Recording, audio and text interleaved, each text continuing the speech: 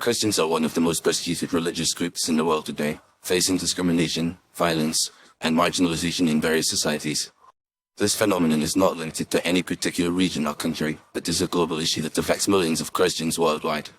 There are several reasons why Christians are persecuted in society today, including religious intolerance, cultural and social hostility, and political motivations. One of the primary reasons for the persecution of Christians is religious intolerance. In many parts of the world, Christianity is seen as a threat to traditional or dominant religions, and Christians are often viewed with suspicion or hostility. This is particularly true in countries where Islam or other religions are dominant, and where conversion to Christianity is seen as a betrayal of one's cultural or national identity. For example, in countries such as Iran, Saudi Arabia, and Pakistan, Christians face severe penalties, including imprisonment, torture, and even death, for converting to Christianity or engaging in Christian missionary work. Another reason for the persecution of Christians is cultural and social hostility. In many societies, Christianity is seen as a Western or colonial import, and Christians are often associated with foreign powers or cultural imperialism.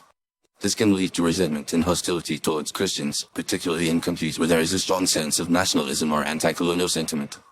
For example, in India, Christians have faced attacks and violence from Hindu nationalist groups who view Christianity as a threat to Indian culture and identity. In addition to religious intolerance and cultural hostility, political motivations also play a significant role in the persecution of Christians. In many countries, governments and political leaders use Christianity as a scapegoat for their own political or economic failures. For example, in countries such as North Korea and China, Christians are often persecuted as a way of suppressing dissent or opposition to the government. In other cases, governments may use anti-Christian propaganda to distract from their own human rights abuses or to justify oppression of minority groups. The internet and social media have also played a significant role in the persecution of Christians, particularly in the spread of anti-Christian propaganda and hate speech. Online platforms have enabled extremist groups and individuals to disseminate hateful messages and to mobilize support for violent attacks against Christians.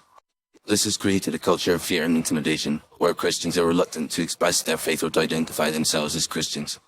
Furthermore, the persecution of Christians is often linked to broader human rights issues such as freedom of speech, assembly, and association. In many countries, Christians are denied the right to worship freely, to build churches, or to engage in evangelism or missionary work.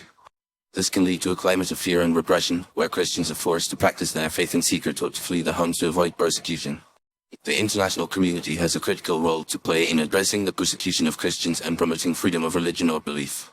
Governments, NGOs, and human rights organizations must work together to raise awareness about the plight of persecuted Christians, to advocate for their rights, and to provide support and protection to those who are at risk. This can include diplomatic efforts to pressure governments to respect the rights of Christians, as well as humanitarian aid and support to those who have been displaced or affected by persecution. In conclusion, the persecution of Christians is a complex and multifaceted issue that requires a comprehensive and sustained response from the international community.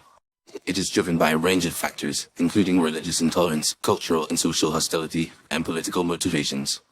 To address this issue, it is essential to promote greater understanding and respect for Christianity and other minority religions, to advocate for freedom of religion or belief, and to support those who are persecuted or marginalized.